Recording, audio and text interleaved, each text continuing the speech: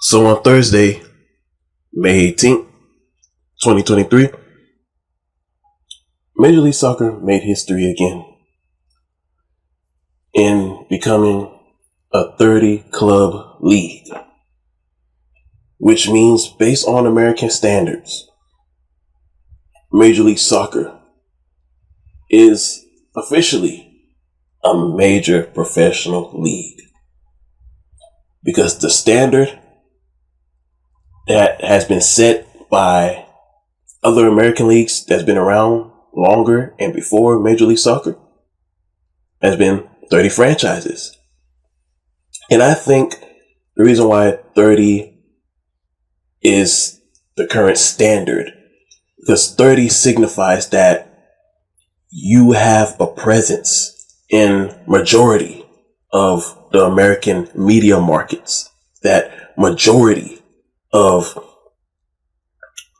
the highly populated American cities, you have a presence there. You have a base there.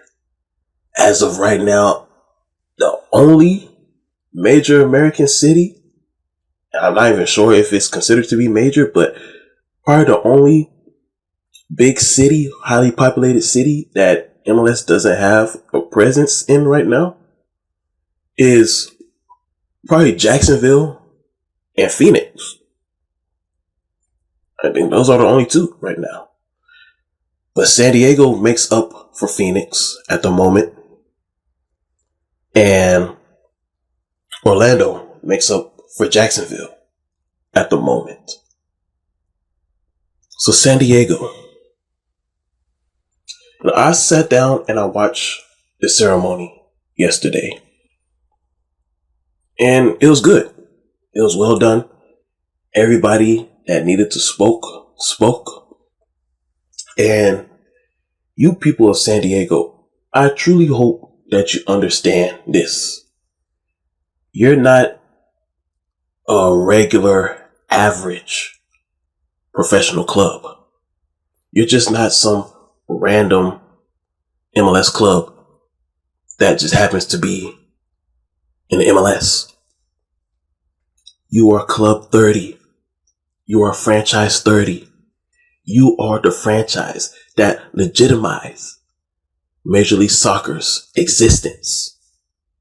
You are the city. You are the club that completed MLS. You are the city that made MLS whole. As a result of that, you are the honorable club. So that's something that you have to keep in mind. You're a prestigious club without you even touching the field yet. You're already prestigious because of that. And that's something that you gotta remember. Now, yesterday a lot of people spoke.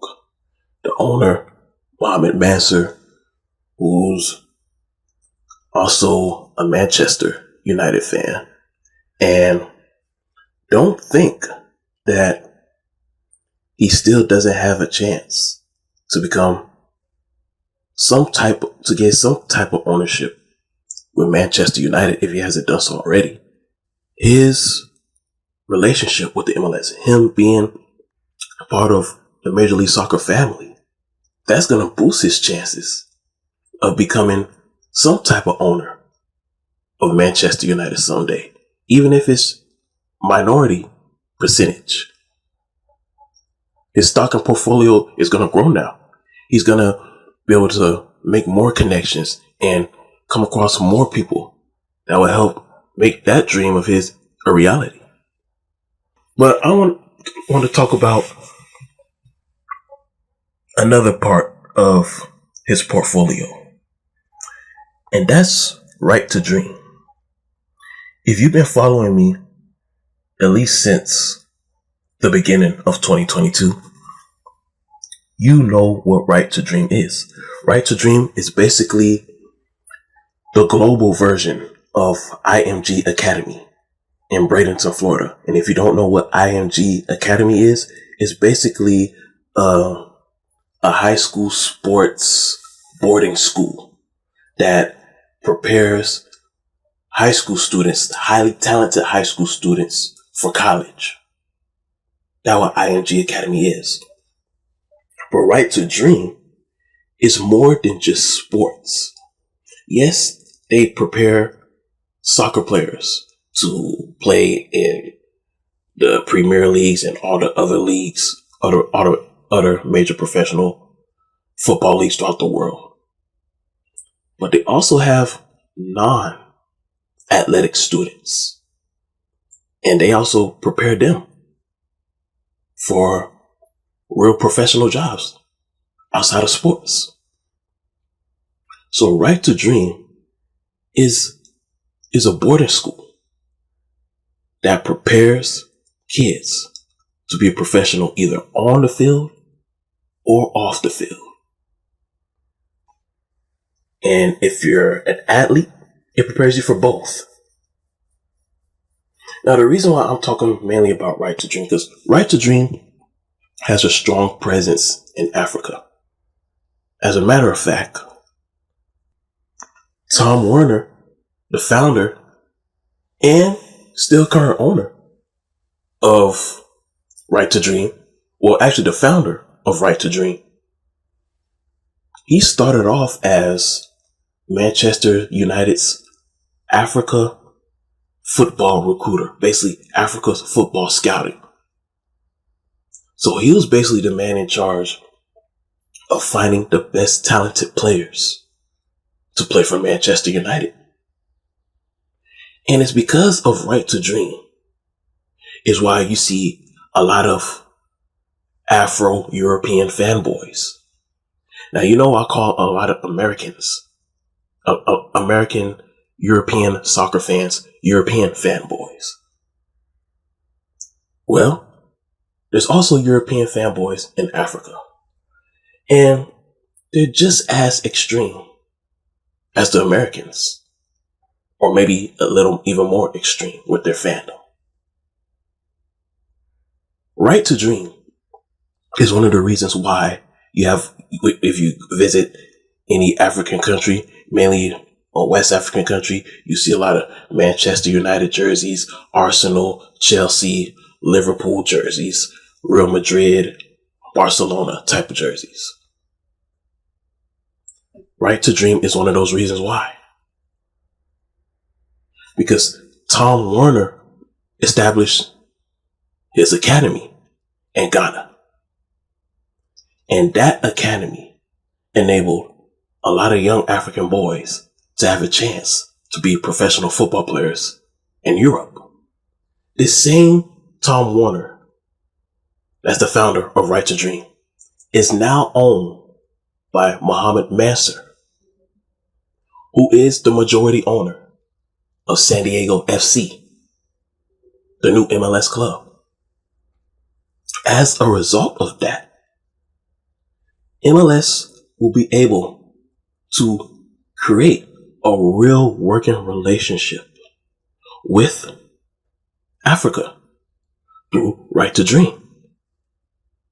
And this is huge right here because MLS doesn't have a strong African image in this league right now. Majority of the players are South American and European, which is not a bad thing. But I'm starting to notice a trend with European football players. A lot of them don't, from what it's looking like, a lot of them are not appreciating the value of being an MLS player. I'm starting to see a lot of them treat this as a pit stop. Not a destination, but MLS is a pit stop. And as soon as they get their first text message from a Liverpool scout, an Arsenal scout, or one of the Manchester scouts, they start to lose focus. Then they get a little too arrogant, a little too overconfident. Then they start to get this mindset that I'm bigger than MLS. Just because I received a text message from a scout from La Liga or a scout from Serie A. Now I'm bigger than MLS. Now I deserve more money. I'm starting to notice that a lot amongst the South American players. And then you see what's going on with Emmanuel Reynoso in Minnesota, who truly owes an explanation to the fans, by the way, before he steps on that field. I'm just putting that out there. And you got Brenner, what happened in Cincinnati. The man it wasn't even official this summer that he was leaving. He was still under contract with FC Cincinnati, I believe. And talks broke down with some European club. And because it broke down, he stopped showing up. He stopped showing up to FC Cincy facility because he gained a mindset that he's now bigger than the team. Tati Castellanos, he's another one. I have a lot of respect for his game, but the way he left NYCFC was classless. He forced his way out, throwing temper tantrums, throwing attitudes, telling the media that he didn't want to be there because he was now starting to receive letters and interest and communication from top European clubs. Well, not even top European clubs, but just European clubs in general. He gained a mindset that he's now bigger than MLS. And that is a trend, and it's becoming a habit that I'm seeing amongst South American players. So it's getting to the point now where MLS may have to shift its attention to another group of people who may be a little more appreciative that Major League Soccer is giving them an opportunity to live a better life. Because from my experience being around Africans tend to be more appreciative of living in America than any other group from any other continent. They tend to be more appreciative than the South Americans. They tend to be more appreciative than the Central Americans. They're just as appreciative as the Asians. Now, the only Africans that I've seen that's been unappreciative of the benefits and opportunities that America provides are usually those who are in a negative environment. They're in a low economic environment. And that negative spirit, it consumes them because they're constantly around that kind of negative environment. There's a plethora of talent in Africa. And quite honestly, there are more talented players in Africa than there are in South America. The big difference between Africa and South America have more developed institutions, more developed football institutions, better academic systems, better training facilities, better programs than the Africans. And that's why the perception is that the South Americans are better than the Africans. But in reality, the Africans are just as good as the South Americans.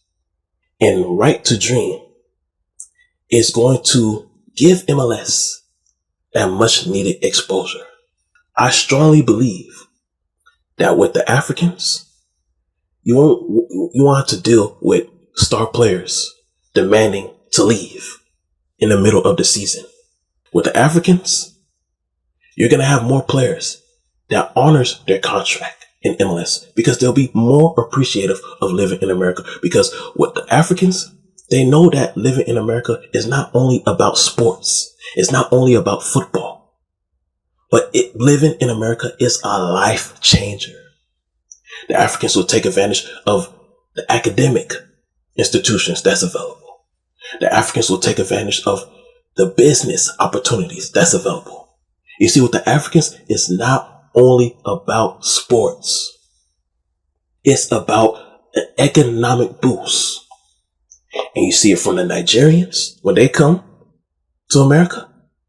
You see it with the Ghanaians when they come to America.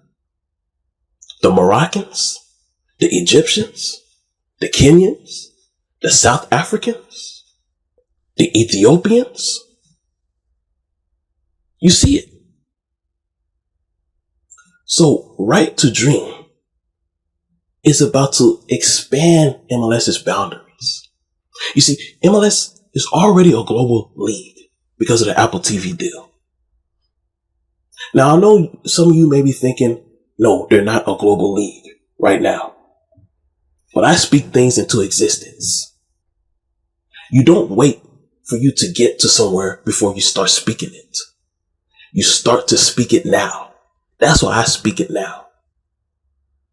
Apple TV has introduced the MLS to the world. It has given the MLS global exposure. However, MLS is not a common household name. Even though it's global, a lot of people still don't know much about Major League Soccer, particularly in Africa. Africa is dominated by Premier League. Premier Leagues all over that continent. But the thing is with the Premier League, a select few Africans have a chance of making it to the Premier League. A select few Africans have a chance to make it to La Liga and the Bundesliga and Serie A. So as a result of that, they need other options. Because the Big Five Euros, they don't only recruit Africans now. They actually recruit more South Americans than Africans. They recruit more Brazilians and Argentinians than the Africans. As a result of that, the Africans need another option. And this is where you come in, Major League Soccer, through Right to Dream. And you start creating MLS academies. The same type of academies that you have in America, it'll be similar in multiple major African cities. But the difference is, these academies will be ran and operated by Right to Dream. Because Right to Dream, they know what to do. They know how to teach and to teach the students, to teach the athletes in the classroom, and transfer that same education to on the field. And then you start establishing MLS Right to Dream academies in different major African cities. I'm sure there's already one in Accra. I'm not sure there's one in Lagos, Johannesburg, Addis Ababa, Freetown, Dakar, Cairo. I'm sure you already got one in Cairo, Egypt. You see, MLS, you probably already know this, but if you don't, this is one thing you should understand. Africans always wanted to have a close relationship with America. Africans cherish a relationship with America. But in recent decades, Africans feel or they believe that it's been more so America that has turned its back on them. From the past presidencies, including the Obama administration. But I'm not going to get too deep into politics. Well, who would have known that a sports league that's not even the most popular sports league in America will be the one to rekindle the relationship between America and the African continent? Who would have thought it was going to be Major League Soccer? I'm going to talk more about this summer because there is one African president in particular that will truly benefit from a relationship with Major League Soccer and Right to Dream. And this current president, he's a very popular athlete he was a big name during his time. And that president in a particular African country could really, really benefit from a relationship with MLS and Right to Dream that will help his country, a country where he's viewed as a legend, finally qualify for a FIFA World Cup, which is something that I don't think that country has ever qualified for. But I'm going to talk about that particular popular president and that country later this summer. So this is not going to be my last time talking about the relationship between Africa and Major League Soccer through Right to Dream.